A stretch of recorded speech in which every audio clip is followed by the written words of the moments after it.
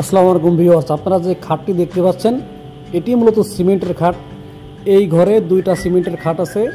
বাম পাশের রুমে এই একটা যেটাতে জাজিম বিছানো আছে এবং ডান পাশের রুমে এই একটা যেটা একদম সম্পূর্ণ ফাঁকা নতুন অবস্থায় আছে। এখন আপনারা আমার ভিডিওর সাথে থাকেন, তাহলে দুইটা খাট সম্পর্কে সম্পূর্ণ জানতে পারবেন।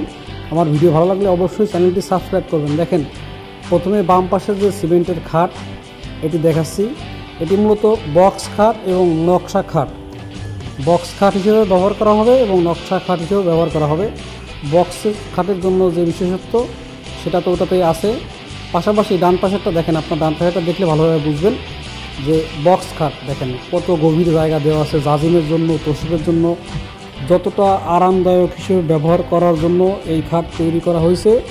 ঠিক একইভাবে দেখেন নকশা, ফুলের যে ডিজাইনগুলো সুন্দরভাবে দেওয়া আছে। কেউ প্রথম দর্শনে বুঝতেই পারবে না যে এটা কি কাঠের কোনো খাট নাকি সিমেন্টের খাট। পাশাপাশি খাটটা তেমন উঁচু না, যে যাতে মানুষের বা বাচ্চাদের উঠতে উপরে খাটের উপরে উঠতে বা নিচে নামতে সমস্যা হবে।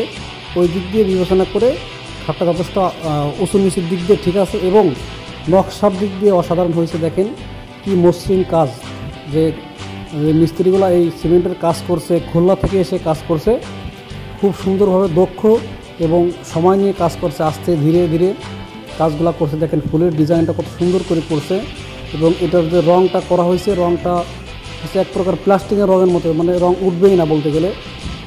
এই রঙ করার সম্ভাবনা খুবই কম, সেই জন্য এই রঙটা খুবই স্থায়ী রঙ।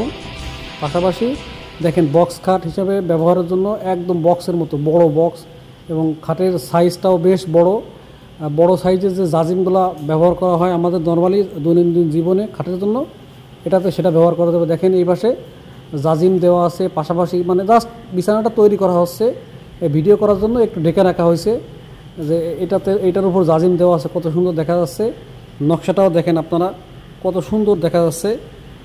তো আপনারা আমার এই ফুল ভিডিওটি যারা দেখছেন সবাইকে ধন্যবাদ। অবশ্যই কমেন্ট করে জানাবেন কেমন লাগছে, সাবস্ক্রাইব করবেন চ্যানেলটি।